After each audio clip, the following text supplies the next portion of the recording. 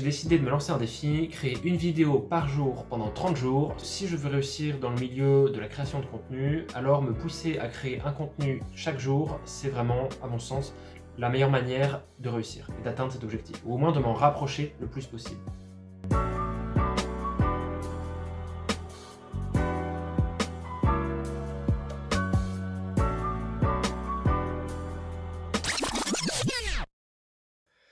Salut, c'est Corentin. Aujourd'hui, on se retrouve du coup pour la troisième vidéo du défi 30 jours. Et comme vous pouvez le voir, je suis en voiture et il fait totalement nuit noire.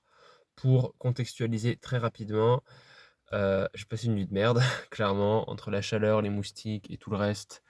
J'ai passé une nuit de merde et du coup, à un moment, à force de tourner dans mon lit, je me suis levé et je me suis levé en avance. Et comme de base, je me lève tous les jours à 4 heures pour partir, plus tôt, comme je travaille en fait, je travaille tôt. Je suis parti un peu en avance et je me dis comme ça je filmerai dans la voiture. Donc ça explique le contexte, il est à peu près 5 heures du matin là, et ouais, bon c'est des airs autour de moi, il fait nuit noire. Ok, bon là on a un meilleur angle je pense. Ok, du coup ce que je voulais dire c'est que j'ai remarqué que les deux précédentes vidéos du défi, donc jour 1 et jour 2, en fait elles agissent un peu comme des podcasts dans le sens où l'image n'est pas vraiment intéressante. Donc je voulais vous dire tout d'abord, n'hésitez pas à les écouter sans l'image, donc vraiment à les considérer comme des podcasts. Et je pense que peut-être ce sera beaucoup le cas de pas mal de vidéos dans ce défi, parce que je pense que le plus important, c'est ce que je dis, ça va être l'audio en fait, plus que le contenu visuel. Donc voilà, n'hésitez pas à les considérer comme des podcasts et à les traiter comme tels. Premier point. Et deuxième point, j'ai remarqué aussi, n'hésitez pas à mettre la vidéo un peu en accéléré, en 1,25 ou je ne sais quoi, parce que, je sais pas, j'ai essayé de voir et je trouve que on comprend quand même ce que je dis et ça permet de gagner un petit peu plus de temps, etc. C'est peut-être plus sympathique, plus dynamique, plus actif. Donc n'hésitez pas, je balance l'idée comme ça. Alors, aujourd'hui, je voulais revenir en fait vite fait sur très rapidement parce que en même temps, oui, donc je suis dans ma voiture, mais il faut pas que je parle trop et c'est ça qui va me pousser aussi à faire une vidéo claire, cohérente et concise parce que après je suis attendu, il faut pas que je sois en retard. Et qu'est-ce que je voulais dire? Je voulais revenir donc sur le sujet d'hier, le développement personnel.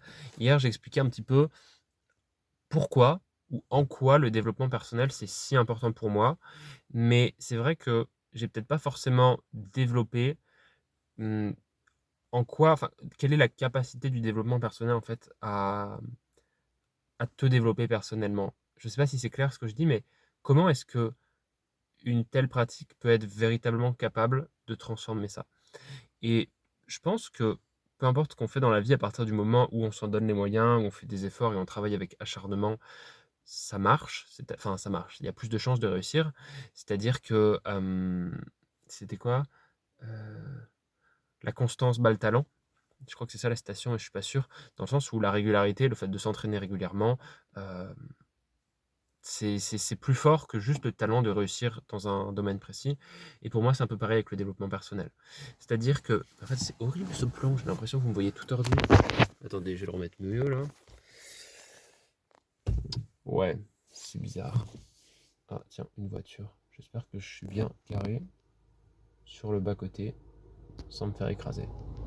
Bon, je disais, c'est-à-dire que oui, le développement personnel, c'est super important pour moi parce que, à mon sens, ça me permet de me développer personnellement, de devenir une meilleure personne.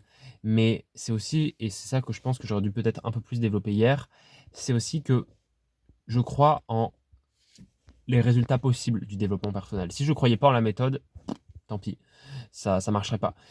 Mais je crois vraiment que c'est possible, techniquement, et j'en ai fait un peu les... Putain, il y a encore une voiture, mais c'est agité ce matin, dis donc. Et je crois vraiment que c'est possible, en fait, que et je me rends compte moi-même, comme je le disais un petit peu avec mon parcours personnel, où je me rends compte que j'ai énormément changé et je me dis: «En essayant de faire des choses, on apprend» et et là où je voudrais en venir, c'est que, bah, notamment, ce qui je trouve super important avec le développement personnel, c'est aussi avoir la connaissance des habitudes et de sa zone de confort. C'est-à-dire comprendre un petit peu comment ça marche, qu'est-ce que ça représente, en fait, le terme zone de confort, le terme habitude et moi, je crois profondément que sortir de sa zone de confort, c'est donc se confronter à l'inconnu, se mettre dans une position d'inconfort, ce qui est logique et transformer, on va dire, les actions qui nous sont inconfortables en des actions habituelles.